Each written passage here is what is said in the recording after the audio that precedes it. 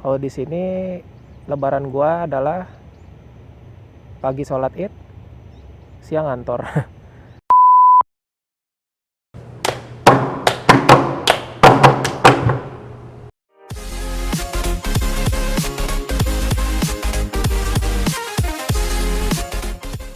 Ya, assalamualaikum warahmatullahi wabarakatuh. Ketemu lagi di Paksa Channel. Jadi kali ini gua sendirian. Sebenarnya tadi habis ada diskusi sedikit ya sama advisor dan lagi nyantai sedikit. Ya jadi hari ini videonya Paksa Channel spesial lebaran lah. Karena apa ya, mumpung masih lebaran, jadi gue mau sedikit curhat lah ya.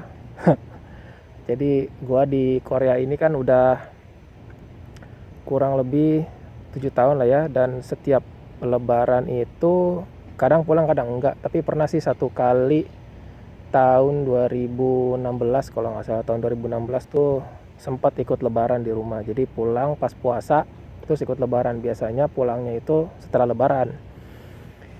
Dan tahun ini ya nggak pulang karena pertama situasi corona lagi sulit gitu ya untuk pulang. Terus yang kedua, karena sebentar lagi rencana akan lulus, jadi duitnya ditabung buat pulang tahun depan insya Allah. Nah, suasana di Korea, kadang banyak teman-teman yang nanya gitu, lebaran di Korea tuh gimana gitu kan. Atau mungkin kalau misalnya ada yang penasaran nih, gue kasih tahu, lebaran di Korea ya udah gini aja, udah nggak kayak lebaran di Indonesia. Kalau di Indonesia kan ada libur cuti bersama sebelum H-1 lebaran sampai mungkin H-2 kali ya. Kalau di sini ya enggak. Kalau misalkan kita lebaran paginya sholat Id gitu, terus siangnya masuk gitu. Atau kalau misalkan sholat Idnya pagi banget jam 7, selesai jam 8, ya udah masuk kantor jam 9. Biasanya gitu. Tapi kalau misalkan gue biasanya izin sih setengah hari, sholat Id pagi, terus habis itu biasanya kan ngumpul-ngumpul gitu kan. Sebelum ada corona nih ya, sebelum ada corona ngumpul-ngumpul, terus siangnya baru masuk habis makan siang. Tapi dengan kondisi corona kayak gini, itu nampaknya sulit ya. Jadi maksudnya kita harus nahan untuk nggak ngumpul-ngumpul banyak gitu. Biasanya ngumpul 10 keluarga gitu kan. 10 keluarga terlalu banyak. Ya bisa jadi 10 keluarga kan, jadi sekitar hampir 20 orangan gitu. Tapi kebanyakan juga sih. Ya ngumpul mungkin iya 20 orang. Biasanya makan-makan gitu kan, tapi karena peraturan pemerintah sekarang level social distancingnya itu tidak memperbolehkan 5 orang atau lebih itu untuk berkumpul dalam satu ruangan. Jadinya kita kayak menahan diri gitu, nahan diri buat nggak ngumpul-ngumpul kayak gitu. Buka puasa bersama aja tahun ini dan tahun kemarin ada sih, tahun ini nggak ada sama sekali. Ya gitulah. Dan apa namanya, orang-orang kalau di Indonesia kan lebaran kumpul sama keluarga gitu kan. Nggak tahu deh kalau misalnya corona gini gimana, apakah tradisi itu masih ada dengan menerapkan protokol kesehatan. Tapi anyway, kalau di sini lebaran gua adalah pagi sholat Id, siang ngantor. Kadang nge-lab gitu kan. Dan apa namanya, ya dibilang sedih sih ya cukup sedih ya. Maksudnya kayak awal-awal sih kaget gitu ya. Maksudnya yang biasanya lebaran bareng-bareng makan ketupat, ini lebaran cuman dengerin takbiran di setel musik, setel di MP3 gitu di HP atau di laptop. Terus habis itu biasanya lebaran makan ketupat dan berbagai macam lauknya. Sekarang lebaran ya paling banter makan apa yang bisa dibikin sendiri, itu semur. Terus paling opor gitu ya. Tapi nggak bisa bikin ketupat jadi pakai nasi. Ya anyway, tetap harus disyukurin. Dan kayaknya gue mau sedikit ajak jalan-jalan ngelihat kampus gue ya. Kampus Kier sebenarnya institusi riset ya, cuman kalau sama UST dibilangnya kampus Kier School sekarang namanya, Kier School. Dan alhamdulillah lagi cerah, jadinya mungkin kita coba jalan-jalan nanti keliling-keliling. Oke, ini lapangan Kier. Di sini biasanya ada orang main bola. Nah, itu yang ada di situ itu gedung riset gua, dan masih banyak gedung riset yang lain. Ini gedung riset juga, itu juga. Nah, kalau yang itu gedung administrasi. Nah, terus itu ada bukit kecil, nanti kita coba naik ke sana. Jadi buat teman-teman yang belum tahu, Korea itu kontur geografisnya itu kayak perbukitan gitu. Jadi jangan heran kalau misalkan kita sering banget ngelihat kayak tanjakan gitu, turunan.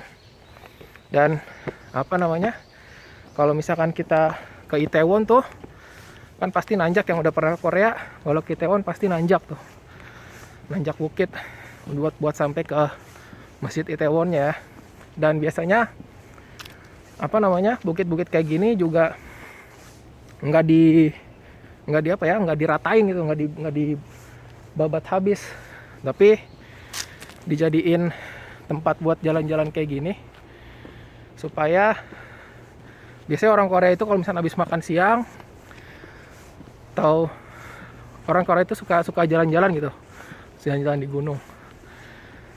Jadi mereka habis makan siang biasanya jalan buat metabolisme kali ya, buat ya biar lebih enak lah, nggak terlalu full gitu habis makan siang, perutnya penuh. Terus mereka jalan-jalan sebentar, habis itu ngopi, habis itu lanjut kerja lagi, biasanya gitu. Nah, terus ini lapangan tuh, sebelah sana lapangan yang tadi kita berdiri. Sekarang kita mau ke arah sini, nanti tembus ke asrama nanti. Nah, udah sampai nih di asrama, gedung W4. Nah, ini asramanya. Jadi asrama Kier ini merupakan salah satu asrama yang paling murah untuk sewa per bulannya. Jadi kalau dibanding dengan asrama di seluruh institusi riset yang ada di sekitaran sini, di area sini, ini Kier ini paling murah, 40.000 per bulan. Kalau Kris itu kalau nggak salah 100.000 gitu. Dan 40.000 itu udah kita cuman bayar buat sewa asrama doang, kayak air panas, dispenser, terus habis itu gas pemanas gitu kan, AC, listrik, wifi, internet, semuanya udah include di 40.000 itu. Makanya buat yang tinggal di asrama, nabungnya banyak nih biasanya. Nah, ini pintu asrama yang depan, ada kotak buat naruh barang paket ya, buat paket. Ini paket. Terus di dalam juga ada, cuman nggak bisa masuk. Nah, ini kalau dari asrama kita ke tempat gua ngantor dan nge-lab itu cuman berapa menit? 2 menit jalan kaki, 1 menit. Kita ke sana yuk. Tuh gedungnya yang itu. Asramanya tadi di belakang. Sebentar lagi nyampe.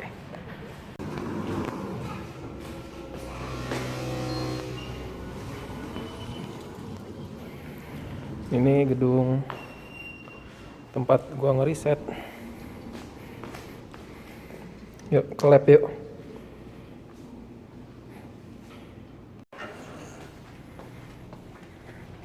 Ini labnya.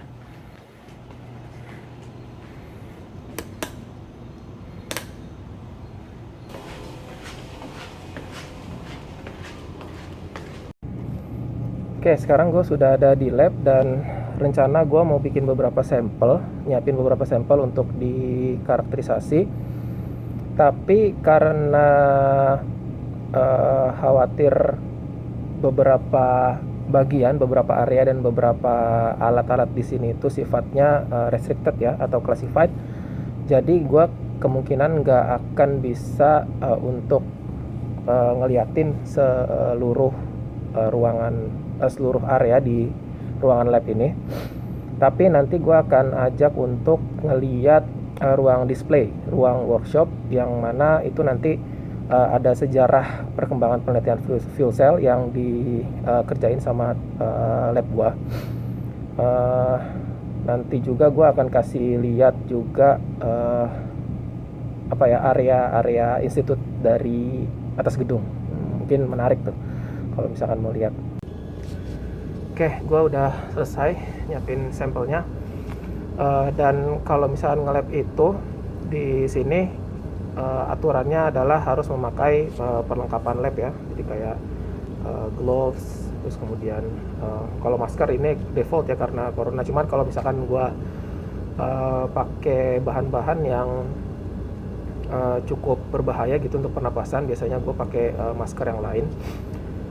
Terus kemudian kacamata safety, ini jas lab sama sepatu. Nah, jadi kadang kalau misalkan lagi kena safety inspection terus kita nggak pakai satu item aja gitu, kadang suka dicatat tuh namanya. Nah, nanti dilaporin ke Pak Sonim. Nah, nanti biasanya entah itu gimana peraturannya. Tapi alhamdulillah sampai saat ini setiap ada safety inspection gua selalu pakai ini kacamata karena gue juga main kotor gitu, takut nyiprat nih ke baju. Jadi untuk keamanan diri sendiri alangkah baik ya untuk bisa tetap memakai peralatan safety lah ya, keselamatan dalam nge-lab. Nah, sekarang kita mau ke ruang display ya. Jadi ini kayak semacam ruang display gitu ya. Ini kalau misalkan ada yang berkunjung ke Kier biasanya dibawa ke ruangan ini. Nah, ini adalah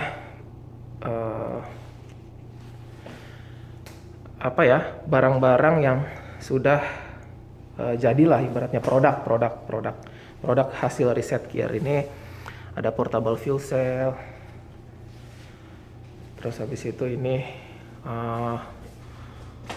tentang fuel cell sendiri, top down fuel cell application. Dan di Korea sendiri fuel cell sini udah diaplikasikan di mobil ya, mobil Hyundai Nexo kalau nggak salah. Nah, ini sejarah riset fuel cell yang dilakukan ternyata dari tahun 1996. Terus kemudian ternyata di tahun 2000 itu mereka udah punya fuel cell hybrid vehicle. Kemudian ini ada portable power pack. Terus ada juga stack untuk laptop. Yang ini untuk hybrid vehicle juga kayaknya fuel cell sama baterai. Yang ini juga, ini bus tahun 2008. Nah, kalau yang ini proses fabrikasi bagian dari fuel cell.